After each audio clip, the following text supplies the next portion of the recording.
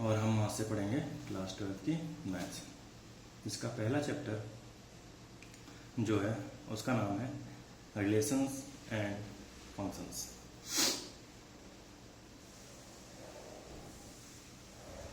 Relations and function. तो relation and function जानने से पहले आपने प्रीवियस क्लासेस में पढ़ा होगा कि व्हाट इज़ अ सेट। तो सेट क्या होता है, आप सेट से क्या समझते हैं? सेट इज, ये क्या होता है? ये एक well defined collection of objects होता है। मतलब कि जो ऑब्जेक्ट्स हैं उनका एक वेल डिफाइंड, मतलब कि एक सही तरह से डिफाइन किया हुआ एक कलेक्शन होता है किसी भी ऑब्जेक्ट्स का। जैसे कि आपके रूम में, आपके स्टडी रूम में आपकी जो बुक्स रखी हैं वो क्या है? कलेक्शन है किताबों का जो एक जगह पे रखा हुआ है। तो वो एक सेट है। सेट में एक पर्टिकुलर काइंड की चीज़ें आएंगी, अलग अलग तरह की चीज़ें नहीं आ सकती। जैसे कि एग्जाम्पल के रूप में हम देखें वॉवल्स ऑफ अल्फ़ाबेट ABCD जो पढ़ते हैं उसमें जो वॉवल्स है ये क्या है? ये एक सेट है, AIOU। तो ये क्या है? ये एक सेट है। अब जो ये AIOU इनको क्या कहते हैं हम लोग? इनको एलिमेंट्स कहते हैं। ये क्या है? Elements of A set. एक सेट के एलिमेंट्स हैं। अब जैसे कहें कि जो अब ये सेट है, इस सेट को मानते हैं V सेट है, मान लें इसका नाम V सेट है। तो जो E है वो बिलोंग्स करेगा V सेट को। तो ये जो साइन होता है ये किसका साइन होता है? ये साइन होता है बिलोंग्स टू का। और अगर पूछें कि आप B बिलोंग करता है V को, तो कहेंगे नहीं, तो इसको हम लोग कट कर देते हैं। तो नॉट बिलोंग्स टू, तो B not belongs to V। ये सब आपने प्रीवियस क्लासेस में पढ़ा होगा, एक तरह का एक रिवीजन है। अब सेट को जो है हम दो तरह से रिप्रेजेंट कर सकते हैं। एक आपने रोस्टर फॉर्म पढ़ा होगा और एक सेट बिल्डर फॉर्म पढ़ा होगा।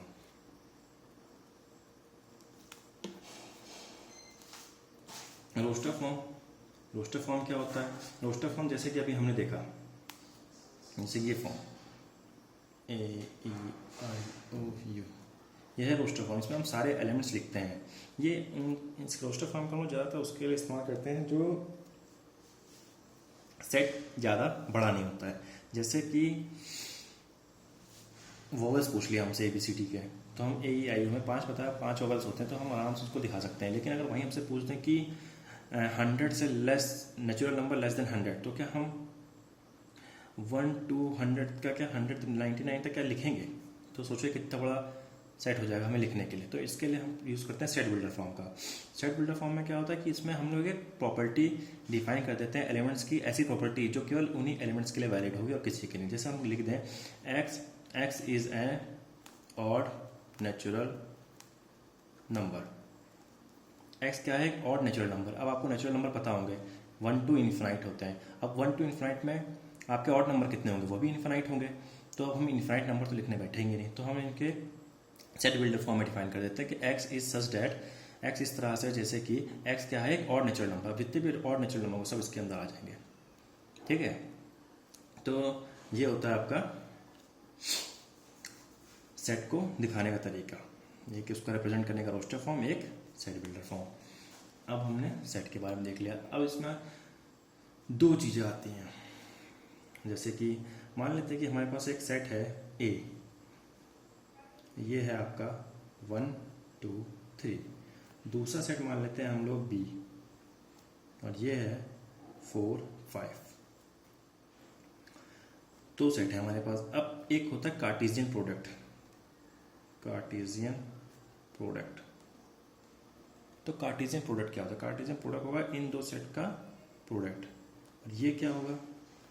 तो इसमें हर एक एलिमेंट का हर एक एलिमेंट से इनटू होता है। जैसे इसका पहला एलिमेंट 1 है, तो 1 का मल्टीपल 4 के साथ, फिर 1 का 5 के साथ। दूसरा बनेगा 2, क्योंकि A पहले है तो A को लेके चल रहे हैं, तो A का एलिमेंट लेके चलेंगे। पहले A का एलिमेंट हमने 1 लिया, फिर उसको B के साथ दोनों एलिमेंट के साथ लिया, फिर A का पहले एलिमेंट 2 लिया, 2 को अब दोनों के साथ लेंगे, 2, 4 एंड 2, 5। फिर हम इसका अगला एलिमेंट लेंगे 3 का भी 4 के साथ और 3 का भी 5 के साथ। तो ये क्या है आपका? ये एक कार्टेशियन प्रोडक्ट है A और B का। अब हम ये कह सकते हैं कि क्या जो ये सेट होगा, ये जो सेट होंगे, सेट क्या होता है? सेट जो होता है वो सबसेट होता है। सेट या फिर सेट नहीं, हम रिलेशन कहते हैं। जैसे कि कोई रिलेशन है, रिलेशन, हम रिलेशन में कुछ भी ले सकते हैं। क्या ले सकते हैं? जैसे कि कोई रिलेशन हो गया हमारा, कि मान लेते हैं A comma B equal to A square, इस टाइप का मान लो कोई रिलेशन है। तो इसमें क्या बता रहा है, जो ए की वैल्यू है और जो बी की वैल्यू वो ए का स्क्वायर है, तो इसमें कौन कौन से वैल्यू होंगे? अगर ए को हम 1 रखेंगे तो बी कितना आएगा 1, ए को 2 रखेंगे तो बी कितना आएगा 4, ए को 3 रखेंगे तो बी कितना आएगा 9। तो देखो ये रिलेशन, इसमें कौन सा, मतलब ये जो पूरा कार्टेशियन प्रोडक्ट है, इसमें से रिलेशन पे कौन सा वैल्यू आ रही है? तो अगर ए हम 1 रखते हैं तो बी क्या 4 आएगा? नहीं, 1 1 आना चाहिए। आप खुद ही देखो, ए 1 रखेंगे तो बी कितना आएगा ए स्क्वायर, और 1 का स्क्वायर 1। फिर बी इक्वल टू 2 रखेंगे तो बी कितना, ए इक्वल टू 2 रखेंगे तो बी कितना आएगा ए स्क्वायर, इक्वल 2 का स्क्वायर 4। तो देखो 2 4, ये वाला जो एलिमेंट है वो इस रिलेशन में सेटिस्फाई कर रहा है। तो हम इससे क्या दिख रहा है कि जो रिलेशन है वो इस कार्टेशियन प्रोडक्ट का एक सबसेट है। कह सकते हैं कि नहीं कह सकते हैं? क्योंकि देखो ये 2 4 है, ये 2 4 इसमें वैलिड करेगा, तो ये रिलेशन 2 4 ही तो बनेगा। तो ये रिलेशन इस पूरे कार्टेशियन प्रोडक्ट का एक सबसेट है। तो अब जो आपका चैप्टर का नाम है रिलेशन एंड फंक्शन, तो उसमें से हमें ये पता चल गया कि जो रिलेशन होता है वो क्या होता है। वो रिलेशन जो होता है वो या तो सबसेट होगा या फिर इक्वल टू होगा किसके, कार्टेशियन प्रोडक्ट के। हमें से ये चीज़ पता चल गई कि जो रिलेशन होता है वो या तो आपको सबसेट होगा या फिर इक्वल टू होगा कार्टेशियन प्रोडक्ट के। जैसे हमने अभी पिछले एग्जाम्पल में देखा, जो रिलेशन था 2 4, वो क्या था, वो एक सबसेट था इस पूरे कार्टेशियन प्रोडक्ट का, पूरे कार्टेशियन प्रोडक्ट का एक सबसेट था। चलो ठीक, अब इसमें 2 चीज़ें आती हैं। पहला आता है आपका एक एम्प्टी रिलेशन।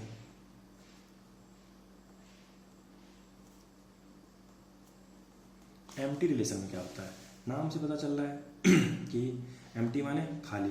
खाली मतलब कि जब उसका एक भी एलिमेंट उसमें नहीं आएगा। जो रिलेशन है, जो रिलेशन हमारे पास आया 1 2, और हमारा जो कार्टेशियन प्रोडक्ट था वो था आपका 1 3 2 4 ऐसा। तो अब देखो क्या रिलेशन कार्टेशियन प्रोडक्ट में आ रहा है? नहीं। तो ये क्या है, ये एक एम्प्टी रिलेशन है। ये रिलेशन एक एम्प्टी रिलेशन है क्योंकि इसका कोई भी एलिमेंट इस कार्टेशियन प्रोडक्ट में नहीं आ रहा है। ये होता है आपका एम्प्टी रिलेशन। और दूसरा आता है आपका यूनिवर्सल रिलेशन। यूनिवर्सल रिलेशन का क्या मतलब होता है? यूनिवर्सल मतलब कि जो रिलेशन का जो एलिमेंट है वो रिलेशन के सारे एलिमेंट 1 2 2 4 ये आपके कार्टेशियन प्रोडक्ट में आ जाए। पूरा का पूरा रिलेशन इस कार्टेशियन प्रोडक्ट में आ रहा है, तो ये कैसा रिलेशन है? ये एक यूनिवर्सल रिलेशन है। जबकि ये आपके कार्टेशियन प्रोडक्ट में नहीं आ रहा, तो ये कैसा रिलेशन है? एम्प्टी रिलेशन है। इतनी बात आपको समझ में आई? चलिए ठीक है। अब जब हम कार्टेशियन प्रोडक्ट लिखते हैं, जब हम जो कार्टेशियन प्रोडक्ट लिखते हैं तो उसमें जो पहला एलिमेंट होता है, जैसे कि हमने ए बी का कार्टेशियन प्रोडक्ट लिखा, कोई है हमारे पास 1, कोई क्या इसी को ले लेते हैं पिछले वाले को, 1 4 1 5 2 4 2 5 एंड 3 4 3 5। तो इसमें जो पहला एलिमेंट होता है, पहला एलिमेंट जो होता है जैसे 1 1 2 2 3 3, तो इनको हम क्या कहते हैं? फर्स्ट एलिमेंट को डोमेन कहते हैं। और जो सेकंड एलिमेंट होता है उसे क्या कहते हैं? रेंज कहते हैं। तो इस केस में डोमेन क्या है आपका? 1 2 3 आपका डोमेन हो गया, और रेंज क्या है? 4 5। ये डोमेन और रेंज होता है। तो आपको समझ में आया? अच्छा, एक प्रॉपर्टी होती है, जैसे कि हमने जो एक भी कार्टेशियन ये है, तो हमारा एक सेट क्या था? मानते हैं ए सेट 1 2 है और बी सेट जो है हमारा वो 3 4 है। तो अगर ए क्रॉस बी कार्टेशियन निकालते हैं तो क्या आएगा? अब क्या कहा हमने? ए क्रॉस बी मतलब ए का पहला एलिमेंट बी के दोनों एलिमेंट के साथ, ए का पहला 1 बी के दोनों के साथ, पहले 3 के साथ फिर 1 4 के साथ, फिर ए का पहला एलिमेंट 2, बी के दोनों के साथ 3 के साथ, फिर 4 के साथ। ओके, अब बी क्रॉस ए निकालते हैं, जस्ट इसका अपोजिट। तो हम 3 4 को पहले लेंगे। अब 3 का पहले 1 के साथ, फिर 3 का पहले 2 के साथ, फिर 4 का पहले 1 के साथ और 4 का पहले 2 के साथ। अब क्या ये दोनों जो कार्टेशियन प्रोडक्ट है क्या वो सेम है? तो हमें साफ साफ दिख रहा है कि बिल्कुल भी सेम नहीं है। तो ए क्रॉस बी कभी भी बी क्रॉस ए नहीं होता। ये कार्टेशियन प्रोडक्ट कभी भी एक दूसरे के बराबर नहीं होते अगर उनके जब हम सेट को इंटरचेंज कर देते हैं। अब दूसरा हम लेते हैं, आगे देखते हैं। अब फंक्शन क्या होता है? फंक्शन क्या होता है? हमने अभी तक रिलेशन के बारे में पढ़ा। रिलेशन मतलब एक सेट का दूसरे सेट में रिलेशन, एक सेट का दूसरे सेट में एक रिलेशन डिस्क्राइब करना। रिलेशन कैसे डिस्क्राइब करते हैं कि पहले हम कार्टेशियन प्रोडक्ट निकाल लेते हैं, फिर कार्टेशियन प्रोडक्ट निकालने के बाद हम उस रिलेशन को चेक करते हैं क्या वो उसमें सेटिस्फाई कर रहा है कि नहीं कर रहा है। और रिलेशन क्या होता है? रिलेशन भी आपका एक स्पेशल टाइप होता है। रिलेशन कह रहे हैं फंक्शन। फंक्शन क्या होता है? फंक्शन भी आपका एक स्पेशल टाइप ऑफ रिलेशन होता है, मतलब एक स्पेशल तरह का रिलेशन होता है जिसमें कि जो आपका डोमेन होता है, डोमेन मैंने क्या होता है, जो पहला एलिमेंट होता है वो डोमेन, वो रिपीट नहीं करना चाहिए, मस्ट नॉट रिपीट। ये होता है आपका फंक्शन। जैसे कि एक रिलेशन है 1, 2, 5, 6 एंड 7, 8, और दूसरा रिलेशन है 1, 1, 6, 4, 2। तो अब इसमें से बताओ, ये दो रिलेशन है, अब इसमें से कौन सा रिलेशन फंक्शन है और कौन सा रिलेशन फंक्शन नहीं है? तो अभी हमने फंक्शन के बारे में पढ़ा कि फंक्शन में डोमेन जो है वो रिपीट नहीं करना चाहिए। और डोमेन मैंने क्या बताया था, जो पहला एलिमेंट होता है वो डोमेन होता है, जो दूसरा एलिमेंट होता है वो रेंज। तो डोमेन हमें रिपीट नहीं होना चाहिए, ये देखना है। तो देखो पहले में 1, 5, 7 कोई रिपीट हुआ नहीं, तो ये तो फंक्शन हो गया।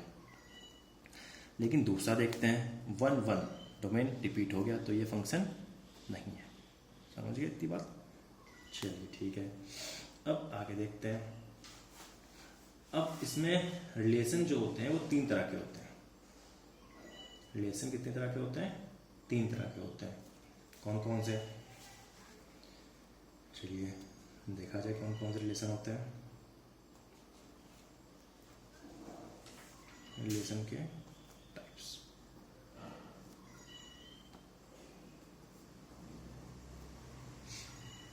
पहला जो रिलेशन का टाइप होता है वो होता है रेफ्लेक्सिव। रेफ्लेक्सिव नाम से पता चल रहा है, जो रिफ्लेक्ट करे। जैसे कि हम एक रिलेशन ले लेते हैं, पहले रिलेशन के टाइप पढ़ लें। तो पहले हम एक रिलेशन ले लेते हैं, इससे आपको आसानी से समझ में आएगा। 1, 1, 2, 2, 2, 3, 3, 2, 4, 5, 5, 6 एंड 4, 6। ये हमने एक रिलेशन ले लिया, सिंपल कोई रिलेशन है।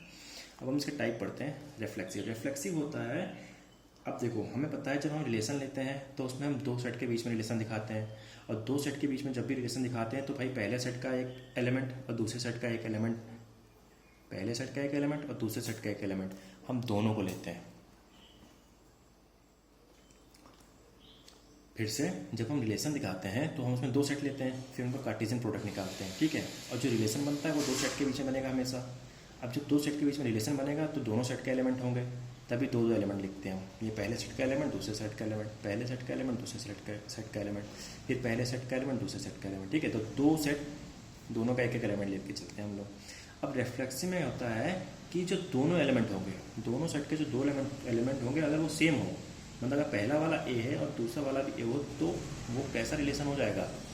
वो रिलेशन रिफ्लेक्सिव कहलाएगा। जैसे इसको देखते हैं, रिलेशन जो हमने दे रखा है, तो इस रिलेशन में देखो क्या ये दोनों सेम है, तो आपको कहिए सर ये 1, 1 है, ये 2, 2 है।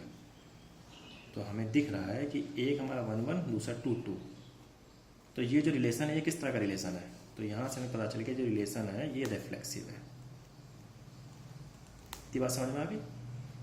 साफ साफ देखो फिर से, अगर दोनों एलिमेंट सेम हो तो रिलेशन कैसा होता है? रिफ्लेक्सिव।